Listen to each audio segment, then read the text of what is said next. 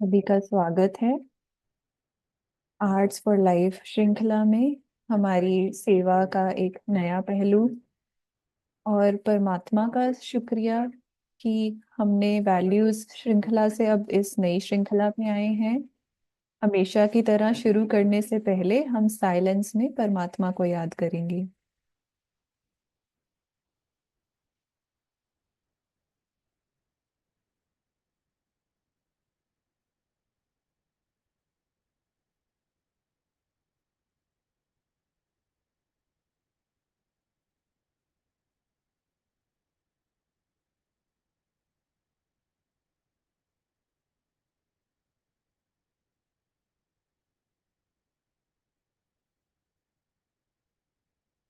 फिर से सभी का स्वागत है।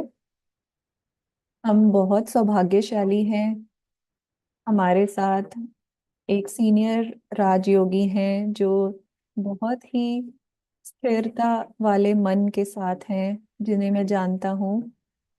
सिस्टर मॉरीन, आपका बहुत बहुत धन्यवाद हमारे साथ जुड़ने के लिए। हमारे साथ वे पहले भी जुड़ चुकी हैं। सबको बताने के लिए हम थोड़ा सा फिर से बताएंगे। वह प्रोग्राम डायरेक्टर हैं ब्रह्मा कुमारी में, यूके में, और यूनाइटेड नेशंस में ब्रह्मा कुमारी इसको रिप्रेजेंट करती हैं।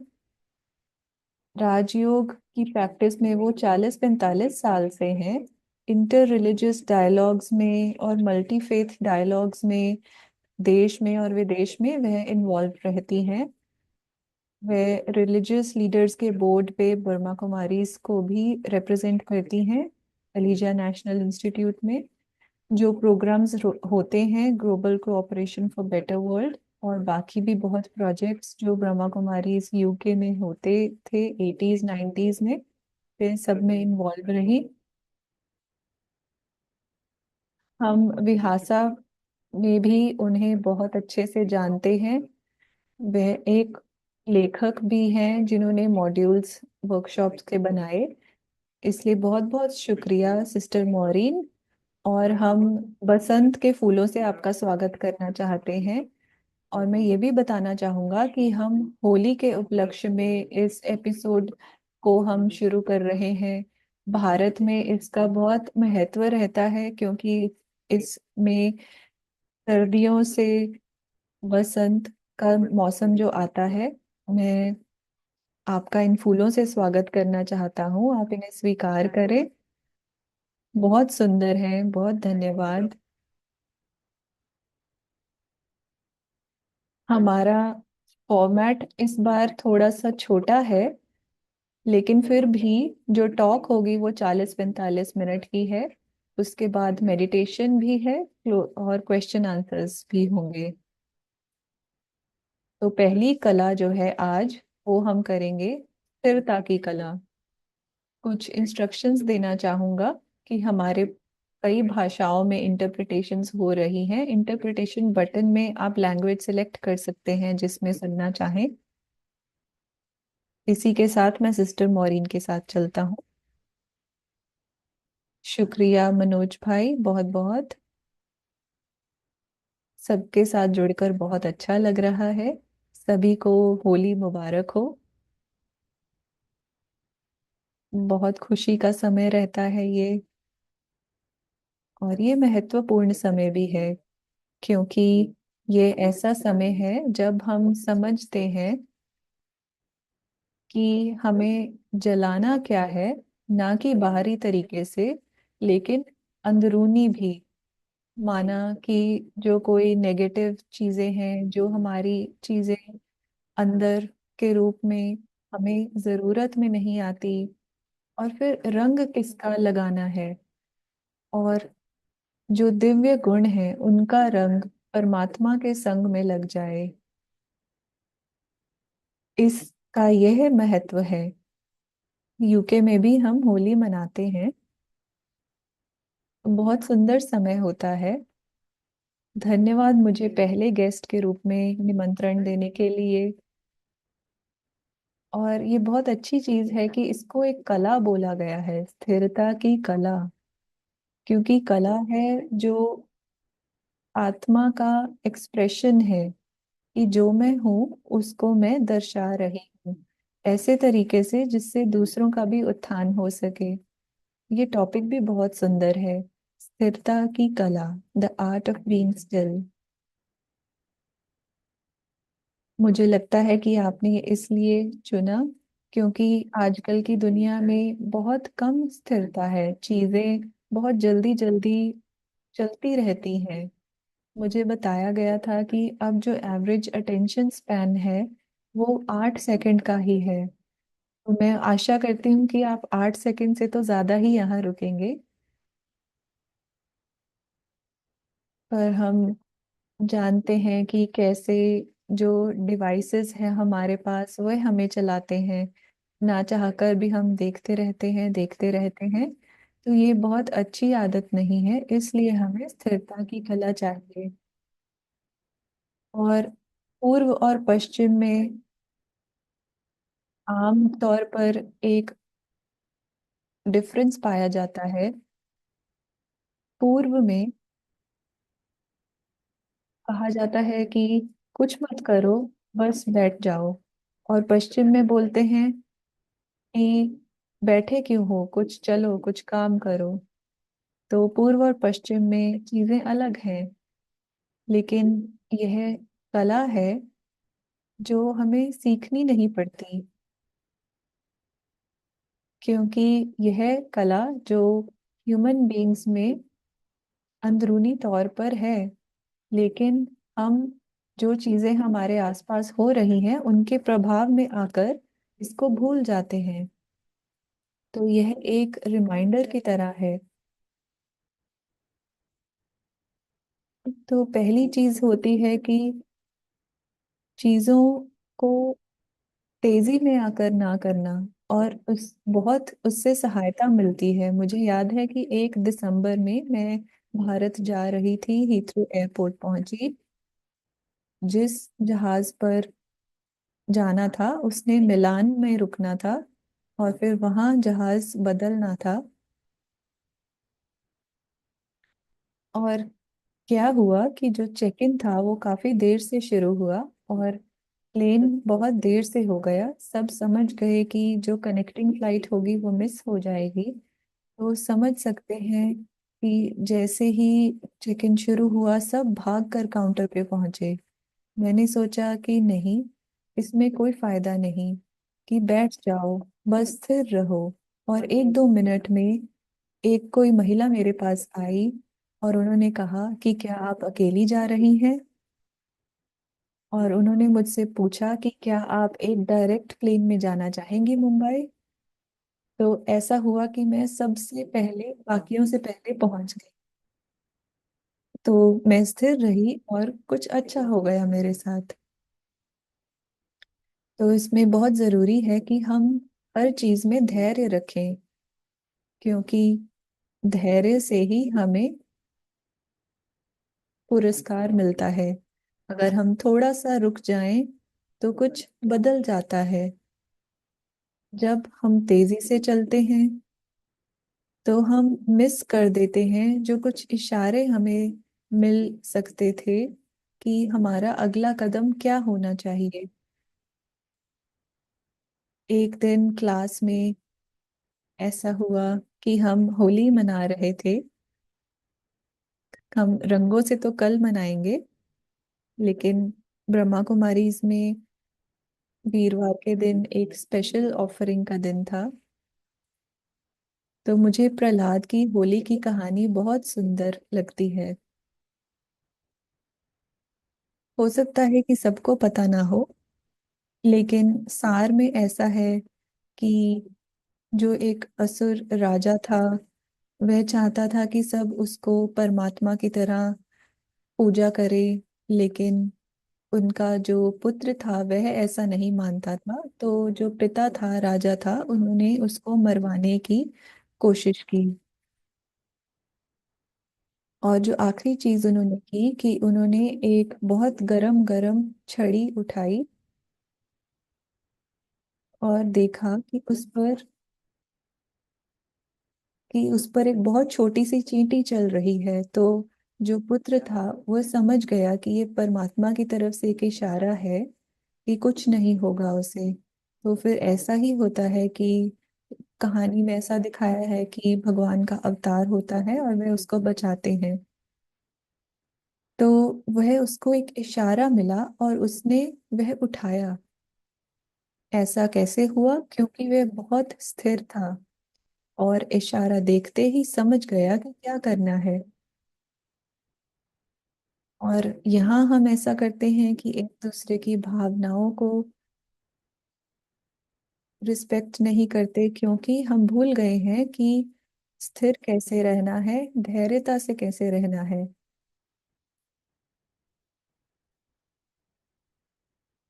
मैं दादी जान की, जो ब्रह्मा कुमारी के कुछ टाइम पहले एडमिनिस्ट्रेटिव हेड रही, उन्होंने अपना शरीर 104 की उम्र में छोड़ा। वे बहुत ही अद्भुत पर्सन थी। मैं कई बार उनके पास जाती थी और कहती थी कि हमें ये करना है, हमें ये करना है। वह कहती थी कि बस रुको, इंतजार करो। और होता भी ऐसा ही था कि इंतजार करते थे और समाधान जो था वह अपने आप समझ में आ जाता था।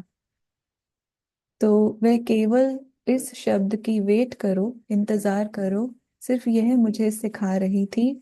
चाहे वह शब्द एक ही था, लेकिन मुझे उससे बहुत बड़ी चीज समझ आ गई। जब हम रिएक्ट कर देते हैं, हम ये भूल जाते हैं कि सामने वाले के जीवन में कुछ ऐसा हो सकता है कि वे गुस्से में हो या उनकी लाइफ में कुछ अच्छा ना चल रहा हो और हम बस रिएक्ट कर देते हैं। तो स्थिरता की कला बहुत बहुत महत्वपूर्ण है हमारे संबंधों में और जीवन को चलते रहने में। कई बार हम स्थिर नहीं रह पाते, क्योंकि एक तो प्रभाव है जो हमारा अटेंशन इधर उधर चला जाता है, और दूसरा यह भी है कि ये पाया जाता है कि स्थिर रहना मुश्किल लगता है। यह है बड़ों और बच्चों दोनों में होता है। एक और कहानी बताती हूँ। जो एक एजुकेटर थे, वो अभी नहीं है, लेकिन यूके में वो बहुत फेमस थे।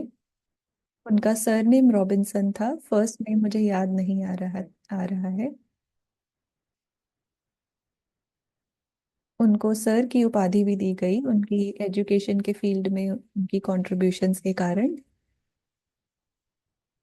एक बच्ची होती है जो पढ़ाई में अच्छा नहीं कर पा रही होती है, क्योंकि ऐसा देखा गया है कि बच्चे स्थिर बैठकर नहीं पढ़ते। तो वह बच्ची अपनी माँ के साथ आए उन टीचर को, एजुकेटर को मिलने।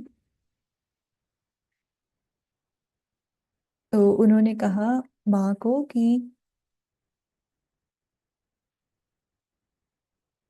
बच्ची को रूम में छोड़ते हैं, और बाहर से उसको देख रहे थे। अंदर रूम में रेडियो बज रहा था, और जैसे ही म्यूजिक बजना शुरू हुआ, बच्ची ने डांस करना शुरू किया। और उसने टीचर ने माता को समझाया कि आपकी बच्ची में यह गुण है, वह बहुत अच्छा डांस करती है। और आगे चलकर वह म्यूजिक प्रोडक्शन में बहुत आगे गई, लंदन में। तो बस एक मौका देना होता है एक्सप्रेस करने का, बजाय इसके कि उस चीज में बहुत तेजी डाल दी जाए। उससे क्या होता है कि कुछ बहुत सुंदर अंदर से उभर का आता है, और हमें जीवन का लक्ष्य भी उसमें दिख सकता है। कई बार हमें भी रियलाइज होता है कि मैं जीवन में एक तरीके से चल रही थी, फिर कभी रुकते हैं कि क्या, सोचते हैं कि मैं आगे कहाँ जाना चाहती हूँ, क्या ये वो है जो मैं करना चाहती थी।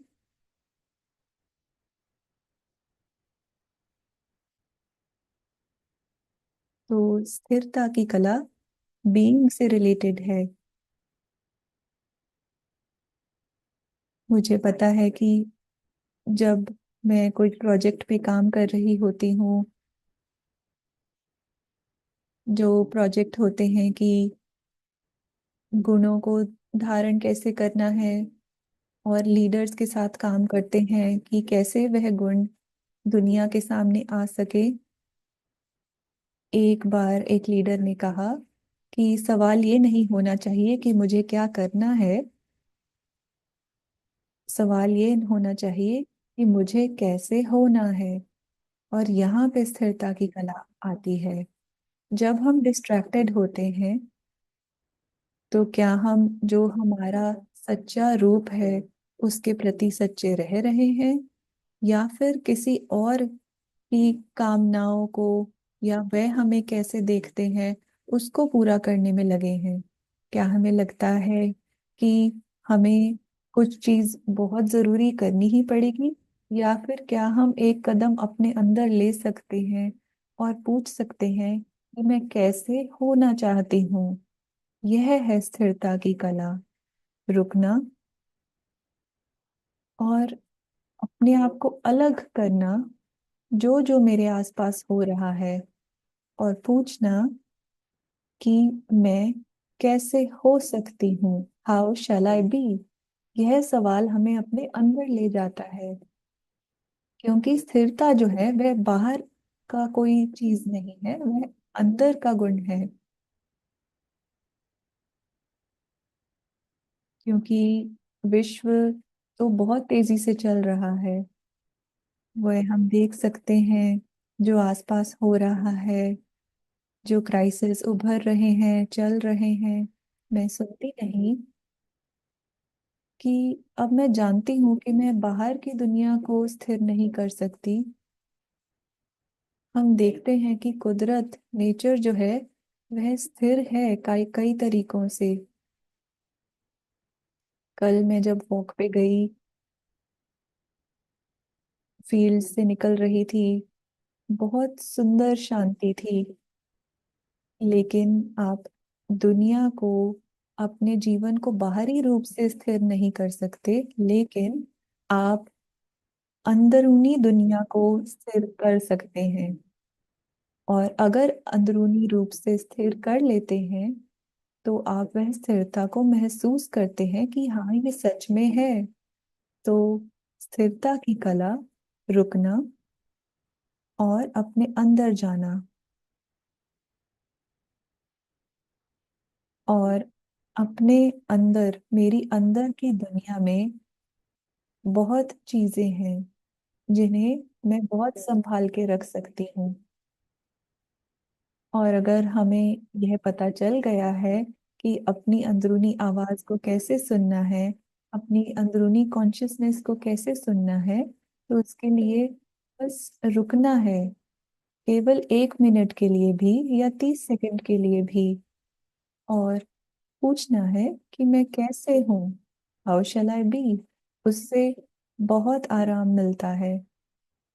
वह हमें दूसरी कॉन्शियसनेस की तरफ ले जाता है। तो हम अपने अंदर जाते हैं। दुनिया हमें कह सकती है कि आप इतने अच्छे नहीं हैं, ये नहीं है, वो नहीं है। और अगर हम अपने अंदर ले जाते हैं, चित्त में ले जाते हैं जो सब कह रहे हैं, लेकिन जब हम अपने अंदर जाते हैं, हमें पता है, हमें हमारी वैल्यू पता चल जाती है। और मैं अपने अंदर स्थिर तब रह सकती हूँ जब मुझे पता है कि मैं कितनी गुणवान हूँ एज अ ह्यूमन बीइंग, कि मेरी वैल्यू सोल के रूप में, आत्मा के रूप में, आत्मिक रूप में कितनी ज्यादा है। और ये मुझे पता है कि मैं आत्मा हूँ और ये ह्यूमन का पार्ट प्ले कर रही हूँ। अगर मैं ये जानती हूँ कि मैं बहुत ही महत्वपूर्ण इंसान हूँ, बहुत महत्वपूर्ण आत्मा हूँ, मुझे पता चलता है कि परमात्मा मेरी कितनी वैल्यू रखते हैं। तो पहली चीज जो हमें स्थिरता में रियलाइज होती है, वह यह है कि मैं कितनी महत्वपूर्ण हूँ, कितनी मूल्यवान हूँ। यह मुझे बताता है कि जीवन का हर पहलू बहुत बहुत सेक्रेड है। सभी जीव जंतु सेक्रेड हैं। जो हमारे संसार की बायोडायवर्सिटी है वह कितनी मूल्यवान है।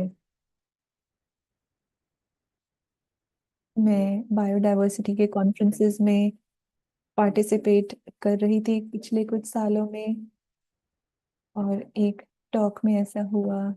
हम बात कर रहे थे कि हमारे प्लानेट की कितनी ज्यादा बायोडायवर्सिटी है।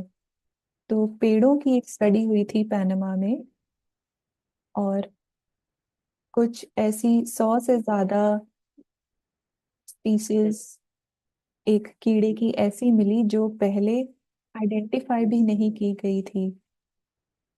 और यह पता चला कि साइंटिस्ट को ये पता है कि हमारे ब्रह्मांड में सितारे कितने हैं, लेकिन इतना हम नहीं जानते कि हमारे प्लैनेट पे बायोडायवर्सिटी की स्पीशीज कितनी है।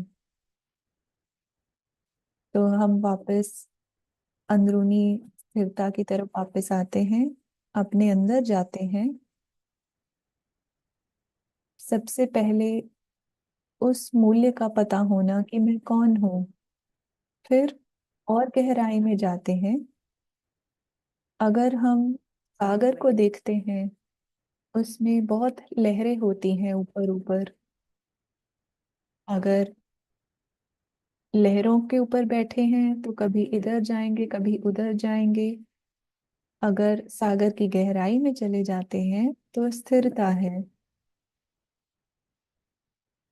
और जो सागर की गहराई में जीव जंतु होते हैं, वहां कोई लाइट नहीं पहुंचती, वहां बहुत अंधेरा होता है।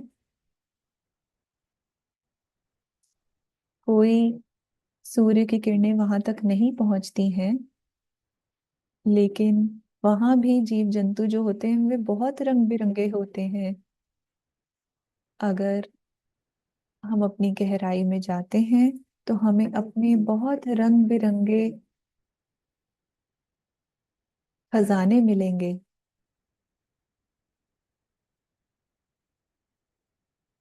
हम अपने अंदर जाएंगे तो हमें अविनाशी खजाने मिलेंगे। शांति का खजाना, प्यार का खजाना, पवित्रता का खजाना, खुशी का खजाना,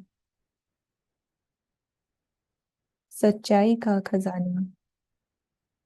सोचो, ऐसे खजाने जो मेरे में रहते हैं, लेकिन मुझे चाहिए स्थिरता उन खजानों तक पहुंचने के लिए। और हाँ, मन की स्थिरता भी चाहिए। होता क्या है कि हमारा मन जो है वह बाहर की तरफ कनेक्टेड रहता है। कुछ देखा तो सोचते हैं, कुछ सुना तो सोचते हैं, और ये ऑटोमेटिक होता है। लेकिन एक बार जब मैं कॉन्शियसली ध्यान देकर ध्यान देती हूँ, तो मैं फिर चॉइसेस बना सकती हूँ। मन एक बहुत शक्तिशाली ऊर्जा है, तो मैं उसको कैसे इस्तेमाल करती हूँ। क्या मैं बदलने की कोशिश करती हूँ, या फिर अपने अंदर जाकर मन को उन खजानों में डूबने देती हूँ ताकि मन भी स्थिर हो जाए। तो ऐसा होता है कि हमें बाहरी रूप से जरूरतें बहुत कम हो जाती हैं। उस स्थिरता में एक स्वमान होता है। हम ढूंढ नहीं रहे होते, हम बस होते हैं। तो स्थिरता की कला बीइंग की कला भी है। एक बहुत सुंदर चीज जो अंदर स्थिर होने पे होती है, कोई भी संकल्प उसमें से निकलता है तो वह सही संकल्प होता है। केवल अच्छाई ही बाहर आती है उस स्थिरता से। और फिर वह संकल्प काम का भी होता है, उसमें शक्ति भी होती है।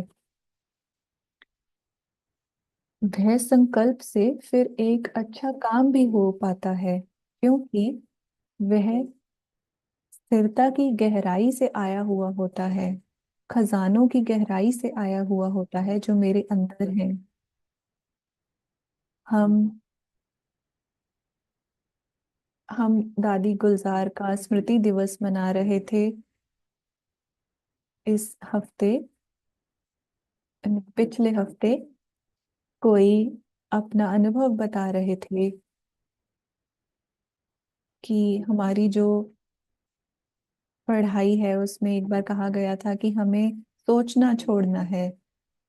एक बहन दादी गुलजार के पास गई, पूछा कि सोचना छोड़ दो, इसका मतलब क्या है, सोचना तो पड़ता है। उन्होंने समझाया, उन्होंने कहा कि दोबारा मत सोचो, कि अगर कोई संकल्प आया है उसको कर दो, उसी संकल्प को बार बार बार बार याद करके जो ऊर्जा है वह खर्च होती है। मुझे लगा कि ये बहुत शक्तिशाली है, कि हमें रीथिंक नहीं करना है। और हाँ, मैं ये जानती हूँ कि हम बहुत सोचते हैं। तो स्थिरता मुझे समझाती है कि मुझे क्या करना है। दादी जान की, जिनको मैंने पहले भी मेंशन किया, 3 सवाल पूछती थी हर दिन। मैं कौन हूँ, मैं किसकी हूँ, और मुझे क्या करना है। यह सवाल वह अपनी अंदरूनी स्थिरता में पूछती थी। मैं कौन हूँ, मैं आत्मा हूँ। वह आत्मा जिसके अंदर सब खजाने भरपूर हैं। मेरा कौन है? एक तो मैं सारी मानवता को बिलोंग करती हूँ, ना कि केवल एक देश, एक शहर को। पूरा संसार मेरा परिवार है। मैं सारी मानवता को बिलोंग करती हूँ, और मेरे परमात्मा है, मैं उनको बिलोंग करती हूँ। और तीसरा कि मुझे करना क्या है, वह करना है जो अच्छाई को फैलाए, जो सबको ऊपर उठाए। और ऐसा नहीं करना है कि कुछ भी नुकसान हो। और यही मतलब अहिंसा का भी है, कि कोई नुकसान ना पहुंचाना। तो स्थिरता में ना केवल हमें अपना रास्ता स्पष्टता से दिखता है, लेकिन स्थिरता में हम परमात्मा से भी जुड़ सकते हैं। देखा जाए तो स्थिरता के बिना हम परमात्मा से जुड़ नहीं सकते, क्योंकि जो परमात्मा है वो एकदम स्थिर है। क्या हम सोच सकते हैं कि परमात्मा चिंता कर रहे होंगे, कि क्या वो कुछ सोच रहे होंगे, या वो कंफ्यूज्ड होंगे? नहीं ना। तो वो जो दिव्य बीइंग है, जो सत्यता के स्रोत हैं, शांति, प्रेम, पवित्रता, खुशी, आनंद के स्रोत हैं, क्योंकि वे जो हैं वे हमेशा पूरी तरह से स्थिर रहते हैं। तो मुझे अपने अंदर बहुत स्थिर रहना है उनसे जुड़ने के लिए। तो स्थिरता में मैं केवल एक संकल्प द्वारा अपनी कॉन्शियसनेस परमात्मा तक ले जा सकती हूँ। और मैं अगर इस स्थिति में होती हूँ कि मैं जो लाइट हूँ, तो उससे बहुत आसान हो जाता है मुझ लाइट को सुप्रीम लाइट के साथ जुड़ना। तो जो चीजें एक जैसी हैं वही जुड़ सकती हैं, वरना कनेक्ट नहीं हो सकती। कि मैं जैसे रबड़ को तार के साथ जोड़ दूं और चाहूं कि इलेक्ट्रिसिटी आ जाए, ऐसा नहीं हो सकता। तो लाइट लाइट के साथ जुड़ती है, और यह संभव होता है स्थिरता के द्वारा। आजकल जब मैं मेडिटेशन के लिए टाइम निकालती थी तो सोचती थी कि इस दुनिया में बहुत चीजें हैं, बहुत रिस्पॉन्सिबिलिटीज हैं, हम सबके पास होती हैं, लेकिन मुझे उसमें कोई चैन नहीं मिल रहा है। और जब मैं कुछ मिनटों के लिए, 10 मिनट या आधा घंटा के लिए स्थिरता में जाती हूँ, वहां मुझे कंफर्ट, ईज, चैन मिलता है। परमात्मा की लाइट के साथ जुड़ने का, उनका प्रेम अनुभव करने का, जो खुशी वे मुझे देना चाहते हैं उसको अनुभव करने का। तो स्थिरता एक ऐसा दरवाजा है ऊंचे अनुभवों की तरफ ले जाने का। तो स्थिरता हमारे जीवन को बहुत श्रेष्ठ बना सकती है, बहुत डिग्निफाइड बना सकती है, हमें दूसरे लेवल तक पहुंचा सकती है। क्योंकि दुनिया में अच्छाई की बहुत जरूरत है, और जब हम अंदर स्थिर नहीं हैं, अपनी अच्छाई को उभार नहीं सकते। हिंसा क्यों है आज के संसार में? उसका कारण यह है कि हम भूल गए हैं कि हम कौन हैं। अगर जो सच्ची पहचाने नहीं है हमारी, चाहे अपनी पहचान हमने धन से बनाई हो, पोजीशन से बनाई हो, तो उसमें ईगो आ जाता है। लेकिन देखा जाए तो ईगो टेम्पररी है। और जब मैं ऐसी स्थिति में होती हूँ कि मैंने अपनी पहचान किसी बाहरी चीज से बनाई हुई है, तो अंदर खालीपन हो जाता है, और मैं बाहर से ही उसको फिर भरने की कोशिश करती रहती हूँ। फिर मैं चीजों को पोजेस करने की कोशिश करती हूँ। अगर कोई मुझे थोड़ा सा कुछ कह देता है, मैं बचाव के तरीके पे चली जाती हूँ, और फिर उससे डिससेटिस्फैक्शन होती है और उससे ही जंग शुरू होती है। तो उसका कारण है कि मैंने अपनी अंदरूनी अच्छाई को दबाया है। और जब वह अच्छाई बाहर निकलती है, तब कोई हिंसा हो नहीं सकती।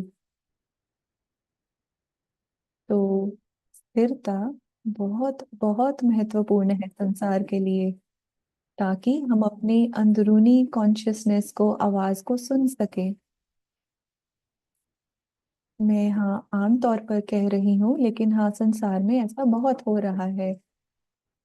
तो स्थिरता की कला बहुत बड़ी कला है जीवन में। उसको बढ़ाने के लिए तो सबसे पहले रुकने रुकना चाहिए। चीजें चल रही हैं, रुकें। थोड़ा सा एक गैप रखें अपने और बाहरी चीजों से। अपने अंदर जाएं, जुड़ें, अपना मन स्थिर बनाएं, और फिर देखें कि क्या उभर कर आता है। स्थिरता पूरी पूरी अच्छाई, सफाई की तरफ ले जाती है। वह सच्चे प्रेम की तरफ ले जाती है। स्थिरता मेरे अंदर जो दूसरों को ऊपर उठाने की मोटिवेशन है उसको उभारती है।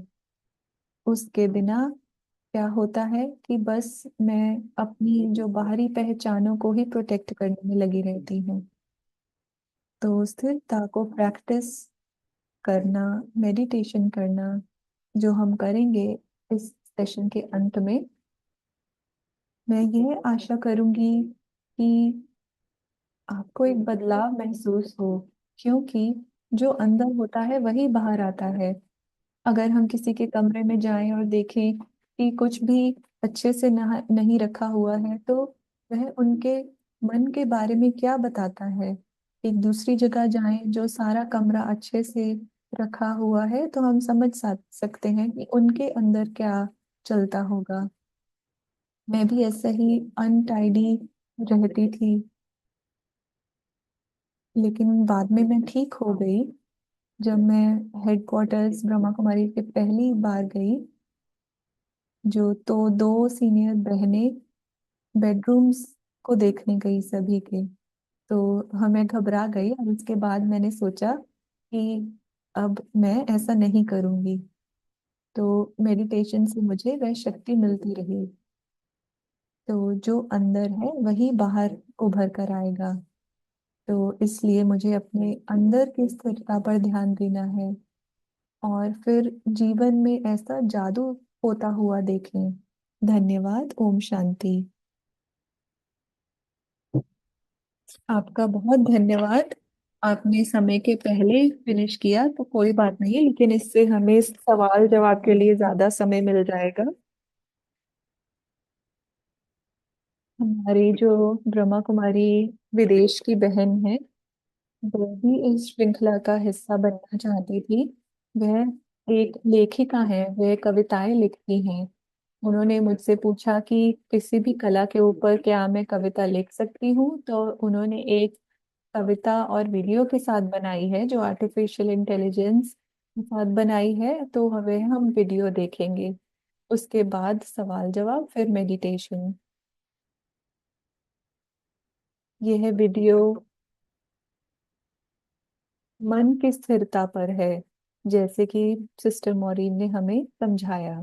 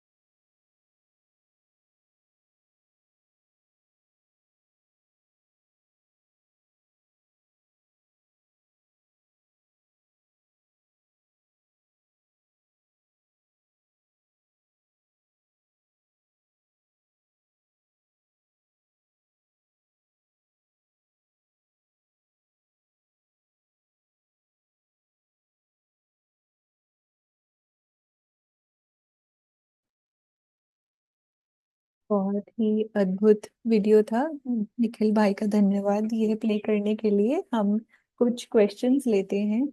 यह आपकी टॉक का सार था कि ऐसा धैर्यता को बढ़ाना। मुझे याद है कि दादी जानकी और अन्य सीनियर्स भी कहते थे कि धीरज रखो। यह क्वेश्चन चैट बॉक्स में आया है कि हम धैर्यता को कैसे बनाकर रखें कि उस संसार में जो बहुत तेज तेज चलता है, कि हम अपने गैजेट्स से बहुत एडिक्टेड हैं, अपने फोन्स, टैबलेट्स, डिवाइसेस से। हम सब कुछ तेज चाहिए, तेज कंप्यूटर, तेज कार, तो हम धीरज कैसे बनाएं? उदाहरण के तौर पर उन्होंने कहा है कि जब मेरा कंप्यूटर रुक जाता है तो मैं बहुत एंग्शियस हो जाता हूँ, क्लिक करने लगता हूँ, तो ऐसे पता चलता है कि धीरज बहुत कम है। चाहे एक छोटी सी चीज है कि एक कंप्यूटर के रुक जाने पे ऐसी रिएक्शन आती है, तो हम बाहर अगर फ्यूचर में ऐसी चीजें होती हैं जिनको डील करना मुश्किल होगा, तो ऐसे में हम धीरज को कैसे बढ़ाएं?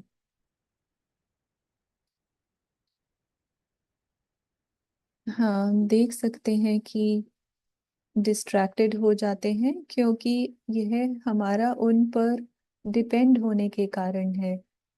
इसमें थोड़ा सा डिसिप्लिन चाहिए होता है और एक अपने अंदर से एक डिसीजन आना चाहिए कि मास्टर कौन है। क्या मैं मास्टर हूँ या ये छोटा सा गैजेट जो मेरे हाथ में है वह मेरा मास्टर है? वह गैजेट्स तो मशीनें हैं, चल सकते हैं, कभी नहीं चल सकते। ऐसा हुआ कि सुबह कोई चीज काम कर नहीं रही थी लेकिन हम घबराए नहीं। तो इसके लिए उस डिपेंडेंसी के बाहर आना होता है। डिपेंडेंसी के बाहर इससे आ सकते हैं जब अब अपना मूल्य उस गैजेट से ज्यादा समझते हैं। इसलिए स्थिरता बहुत जरूरी है। हाँ, ये एक प्रैक्टिस भी होती है। एक बाहरी तरीके से प्रैक्टिस करनी होती है। अपने से बात करें और कहें कि अच्छा, कि अगली बार कुछ होगा, क्या मैं अपने आप को कह सकता हूँ कि रुको, और फिर देखो कि क्या होता है। उससे पहले कि कर्म में आना और कहना रुको, अपने आप से प्रॉमिस करें कि कहें कि मैं अपने अंदर बोलूंगा कि वेट, और फिर देखो क्या होता है। Wait and watch. अपने आप को एक थोड़ा सा विंडो दें कुछ करने के पहले रुकने का। और हाँ, अपने गैजेट्स का हमें कर्मचारी नहीं बनना है। और हाँ, जो मेडिटेशन का जो प्रैक्टिस है वह हमें हमें शक्ति देता है, जो हम हैं उसको ज्यादा से ज्यादा उसका अनुभव बढ़ाने के लिए। तो अपने आप को वापस पालें। दूसरा, एक कंप्लेंट आई है क्वेश्चन के रूप में।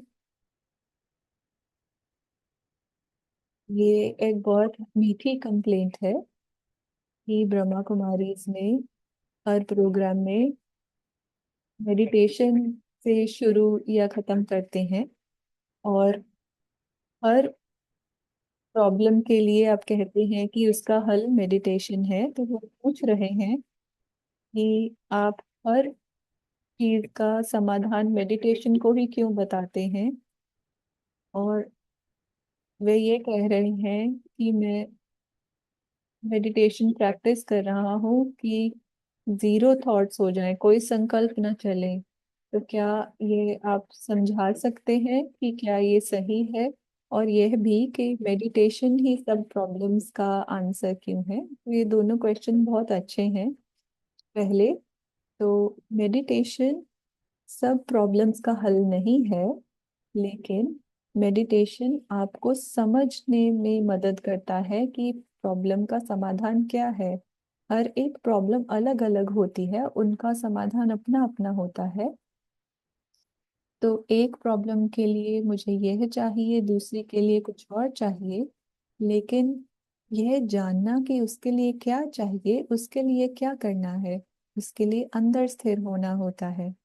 तो यह एक चाबी जैसे कि देता है हमें समाधान को देखने के लिए, यह पहली चीज है। और दूसरी, जो उदाहरण था कि उदाहरण है कि अगर आप दीवार के सामने आकर खड़े हैं और कह रहे हैं कि मैं आगे नहीं जा पा रहा, तो उसके लिए पहले एक कदम पीछे लेना होता है और फिर दीवार को घूम कर उसको पार करना होता है। और यह जो चीज है कि कोई संकल्प ना चले, तो यह असंभव है, क्योंकि यह मन का काम है, सोचना मन का काम है। और यह जो संकल्प है यह ऊर्जा है। तो सवाल यह है कि उस ऊर्जा को इस्तेमाल कैसे करना है। अगर मैं अपने आप को यह कह रही हूँ कि कोई संकल्प ना आए, तो यह क्या हो रहा है कि एक संकल्प दूसरे को रोक रहा है। तो अपने संकल्पों को, मन को इस्तेमाल करना है श्रेष्ठ संकल्पों को बनाने के लिए, और वह आपको अपनी स्थिरता में ले जाएंगे, और फिर वह आपको पार ले जाने में मदद करेंगे। और फिर ऐसी स्थिति में होंगे कि जब हम मन से पूरे बाहर निकल गए होंगे और वह एक अलग चीज है, लेकिन कोई संकल्प ना हो, वो एक बड़ी टेंशन का काम है। तो बहुत अच्छा आपने ये कवर किया था। फिर से अगर आप कर पाए कि जब जीवन चल रहा होता है, मुश्किल लगता है स्थिर होना, तो ऐसी क्या युक्तियां, तरीके हो सकते हैं अगर कोई इसमें शुरू ही कर रहा है। तो धैर्यता एक्चुअली स्थिरता से ही जन्मती है। तो शुरू करने के लिए सुबह और शाम की मेडिटेशन, इवनिंग की प्रैक्टिस करें। अपने आप को अंदर से जानें और यह महसूस करें कि स्थिरता कैसी होती है। तो जीवन की भागदौड़ में एकदम से नहीं रुक सकते, तो वो अपने आप को थोड़ा सा शांति में समय देना, कोई ऐसी जगह, कोई ऐसा समय, या हम ब्रह्मा कुमारी के सेंटर्स जा सकते हैं। तो उस प्रैक्टिस से थोड़ा थोड़ा अनुभव होना शुरू होता है कि अंदरूनी शांति क्या होती है, अंदर का सच्चा प्रेम क्या होता है, अपने आप को अच्छे से कैसे रखना है। ये वह चीजें हैं जो भागदौड़ में हम भूल जाते हैं। तो जब हम ये प्रैक्टिस करते हैं, तो बाहर जब कोई भागदौड़ होती है, जैसे कि कोई आपस में कोई अ, लड़ रहे हो, तो आपको वह अनुभव याद आता है अपने अंदर का, जो आपने शांति अनुभव की थी। तो यह प्रैक्टिस भागदौड़ में नहीं, उससे पहले प्रैक्टिस चाहिए। और यह भी है कि जो हम इस स्थिति में बनाते हैं वह हमारा वायुमंडल बनाता है। एक बार पीस कॉन्फ्रेंस की बात मुझे याद है, और ऐसा हो रहा था कि जैसे लोग इतना अ, तर्क दे रहे थे, फिर अपसेट हो रहे थे, ऐसा था कि जैसे कि जंग चल रही हो। और थे कमरे में केवल 10 लोग। तो मैं उस आर्गुमेंट में तो ज्यादा इन्वॉल्व नहीं थी। मैंने ये सोचा कि मैं मदद करने के लिए क्या कर सकती हूँ। तो मैं स्थिरता में गई, मेडिटेशन में बैठी। एक और बहन थी, उन्होंने भी वही किया। हम बस शांति से बैठे। तो कुछ 15 मिनटों के बाद बाकियों को लगा कि हाँ, वायुमंडल में कुछ और अनुभव हो रहा है। तो जो एक बहन अपसेट थी, उन्होंने मुझसे पूछा कि आप क्या सोचती हैं। और तो मैंने जो भी कहा, लेकिन ये अनुभव बहुत इंटरेस्टिंग था। मैंने उस आर्गुमेंट में एंटर करने की कोशिश नहीं की, बस मैंने शांति में बैठकर वायुमंडल को बदला। लेकिन उसके लिए वह प्रैक्टिस पहले चाहिए होती है कि ये अनुभव कैसा होता है, तो मेडिटेशन की प्रैक्टिस करते रहें। यहाँ जैसे हम कहते हैं कि तैयारी के साथ आना चाहिए, और हम यही समझते हैं कि मेडिटेशन की तैयारी भी पहले होनी चाहिए। तो मेडिटेशन समाधान तो है ही। इसी के साथ आपका बहुत धन्यवाद सिस्टर मौरी। मैं इसी के साथ सिस्टर क्लॉडिया को निमंत्रण देता हूँ। ओम शांति। बहुत अच्छा लगा आपसे सुनकर, और यह समझना कि जीवन में हमें रुकना है, इंतजार करना है, अंदर जाना है, ताकि अपने जीवन को हम श्रेष्ठ बना सके। कई बार लोग बिना रुके बात करते हैं और समझ नहीं पाते कि क्या करना है। कल ऐसा हुआ कि कल कोई बहुत बड़ी प्रॉब्लम में थे, और उन्होंने कहा कि मैं तो साइलेंस में जा नहीं सकती, मुझे बहुत फ्रस्ट्रेटेड फील होता है। तो बस हमें साइलेंस में जाना सीखना है, और हम ये पाएंगे कि हमारी जो प्रॉब्लम्स हैं वह खत्म होती जा रही हैं। तो जब हम साइलेंस में होते हैं, उसी से वह कंट्रोल आ पाता है, और उसी से है जो हमारी अंदर जो अच्छाई भरी हुई है वह उभर कर आती है। इसी के साथ बहुत बहुत धन्यवाद आपका कि आपने हमें इतने कुछ सोचने के लिए बहुत सुंदर विचार दिए। धन्यवाद। मेडिटेशन की तरफ चलने से पहले एक फोटोग्राफ लेंगे, और उसमें हम अनाउंसमेंट्स भी कर लेंगे।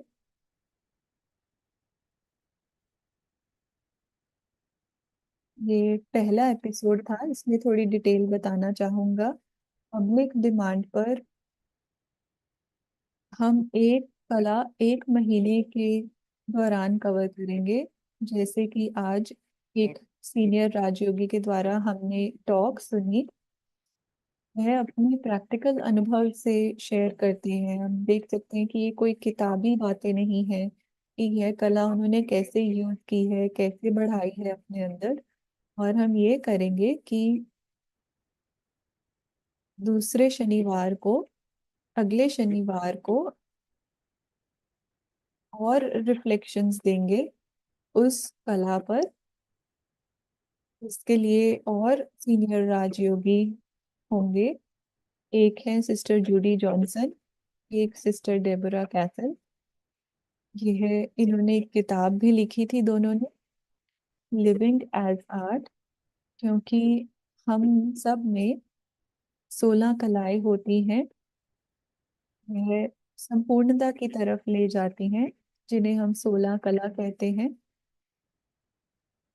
वैसे तो 16 नहीं है, लेकिन 16 एक बहुत उस ऐसा नंबर है जो संपूर्णता को दर्शाता है। वो हम देखेंगे कि कितनी हम कर पाते हैं, कितना हमें दिखाता है जीवन कैसे करना है। तो 16 से शुरू तो जरूर करेंगे। वो अगला जो, जैसे इस शनिवार को एक टॉक हुई, अगले शनिवार एक टॉक के रूप में फिर से एक वर्कशॉप के रूप में होगी।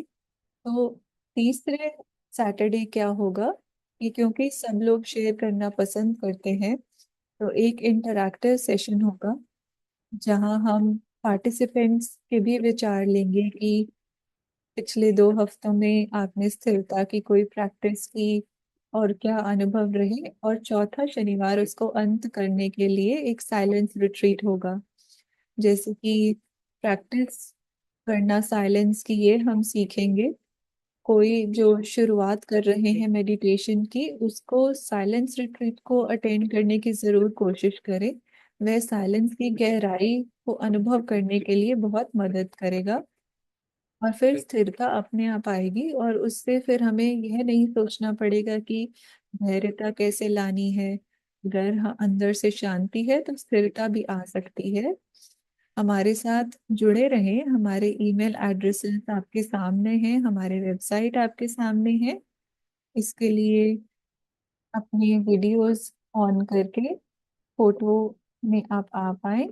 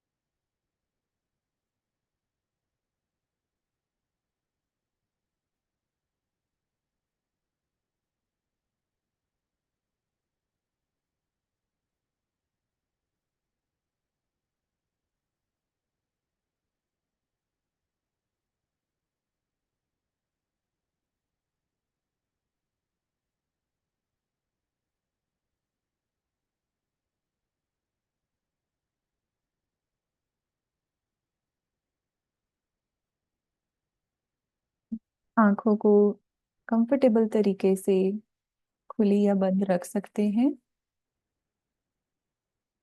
तो मैं अपने संकल्पों से शुरुआत करती हूँ।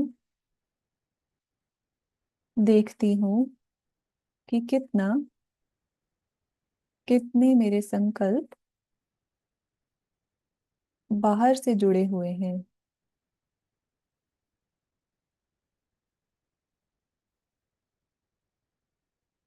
मैं देखती हूँ, सुनती हूँ, सोचती हूँ। अब क्या मैं अपने संकल्पों को अंदर की दुनिया से जोड़ सकती हूँ? मेरी अपनी अंदर की दुनिया।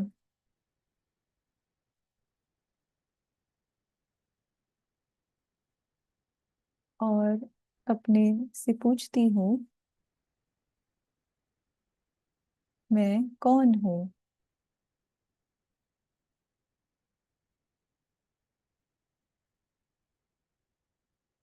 मैं अपनी सारी बाहरी पहचानों को जानती हूँ।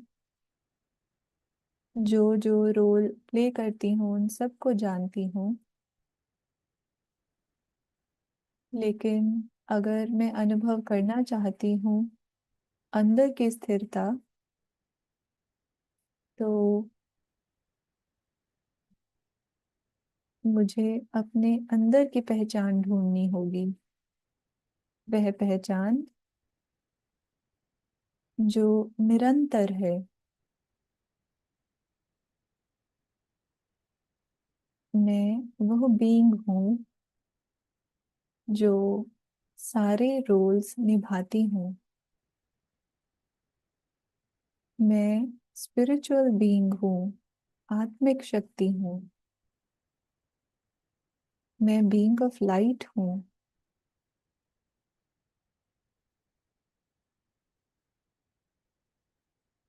यह संकल्प है जो मुझ अवेयरनेस में है।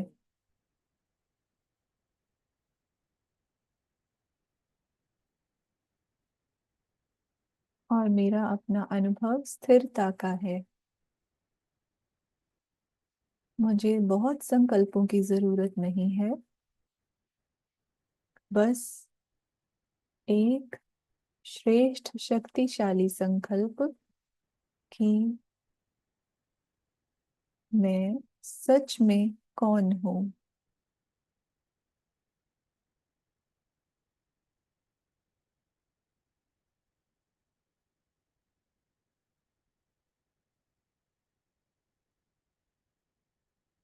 और फिर अंदर की दुनिया जो कि स्थिर है,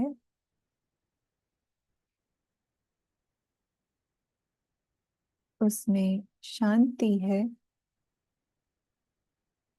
और यह एक दरवाजा है जो बहुत खजानों की तरफ ले जाता है।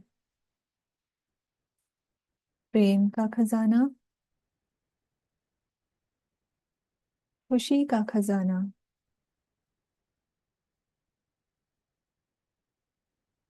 सत्यता का खजाना,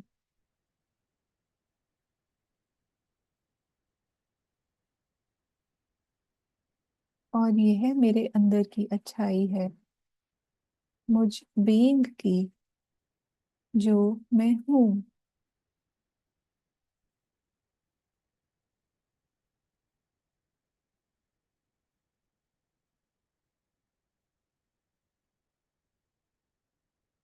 इस स्थिति में मैं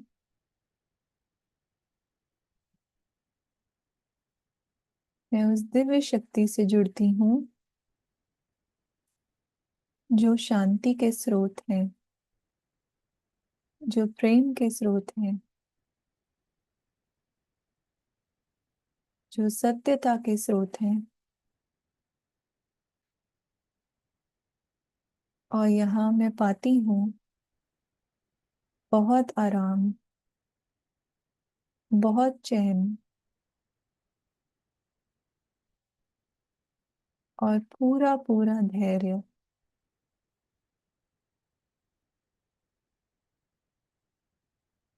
कुछ हो, यह मुझे नहीं चाहिए। कोई बदले, यह मुझे नहीं चाहिए। मैं संतुष्ट हूँ अपने आप के साथ और उस दिव्य शक्ति के साथ।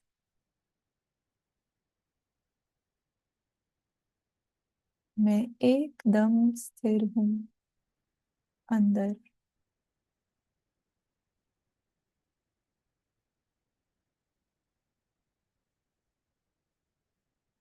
इस स्थिरता में मुझे शक्ति अनुभव होती है, हिम्मत आती है। मैं जानती हूँ कि मुझे कैसे होना है, और जानती हूँ, और वह क्या है, कि मुझे क्या करना है।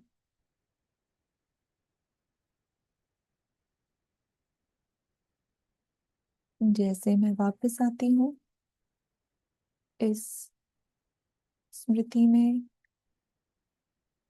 बॉडी में, और अपने आसपास की दुनिया में, यह तोहफे मैं अपने साथ लाती हूँ। लेकिन अपनी अंदरूनी स्थिरता को अपने पास रखती हूँ, चाहे आसपास कुछ भी हो रहा हो, क्या भी हो, कि मुझे जो करना है मैं कर लेती हूँ,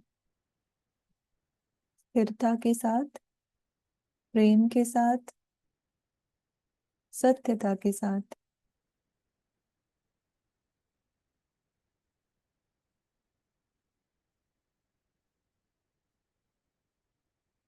शुक्रिया। ओम शांति।